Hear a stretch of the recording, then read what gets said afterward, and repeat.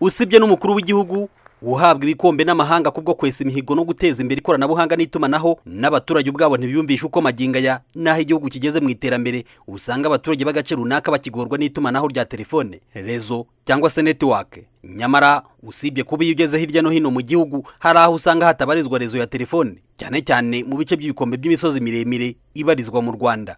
Ubwo yajyaga gutangiza umwiherero w'abayobozi bakuru b'igihugu ku nshuro ya 14, akabanza gukorana umuganda usoza ukwezi kwa kabiri n'abaturage b'akarere ka Gatsibo mu murenge wa Kabarore, umukuru w'igihugu yagejejweho ikibazo cy'itumanaho giterwa no kubura rezo ya telefone abaturage bahura nacyo kandi batuye mu gace k'imirambi. Abaturage b'akarere kacu bitabiriye cyane gahunda y'ikoranabuhanga n'itumanaho, gusa hakabamo imbogamizi ko hamwe na hamwe mu karere hatari network. Aha navuga nko mu mirenge ya Rwimbogo, Kabarore, Nyagihanga ndetse na Gitoki.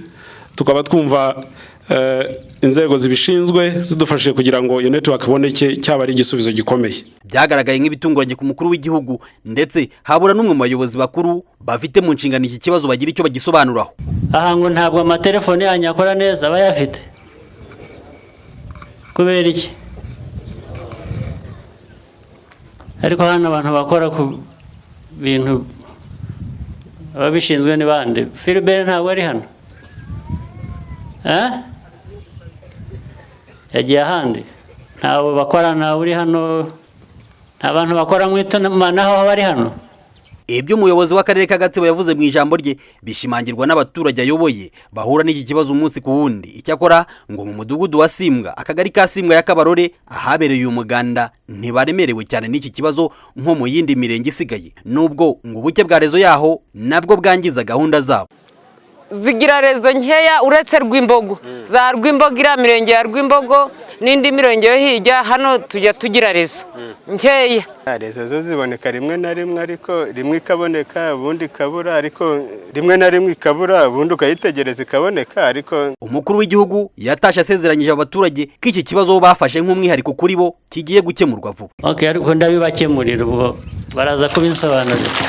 Ubwo ikibazo ubwo twakimenye kiraza gukemuka, turaza kumenya neza ikibitera tugikemure. Ariko ubundi abazifite muri benshi ni bangahe? Mumanika amaboko. Ubu mwese mufite amatelefone, ntabwo mubeshya. Aho bukera turabaha network mukoresha. Rwose ibyo ngibyo akazi kanyu mwaragakoze, ubwo nanjye ndaza gukora kanjye. Kugeza ubu akarere ka Gatsibo gatuwe n'abaturage basaga 433. 62 n'ibice 5% byabo nibo batunze telefone ngendanwa. Nta gushidikanya ko mu mirimo y'umwiherero wa 14 wamaze icyumweru iki kibazo cyazanwe ku meza y'ibiganiro byaberaga mu matsinda, hagasangwa ko kireba igihugu cyose muri rusange, aho bitangaje kubona hari uduce abanyarwanda batagerwaho n'umuyoboro wa telefone, kandi sosiyete 3 z'itumanaho ziri guhanganira ku isoko ry'u Rwanda ringana n'abaturage basaga miliyoni 11,262.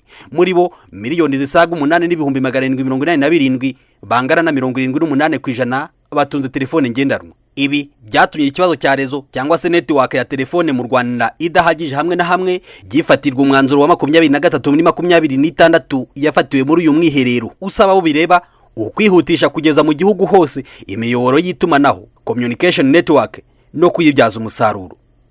Jérôme Munyentwari, Royal TV.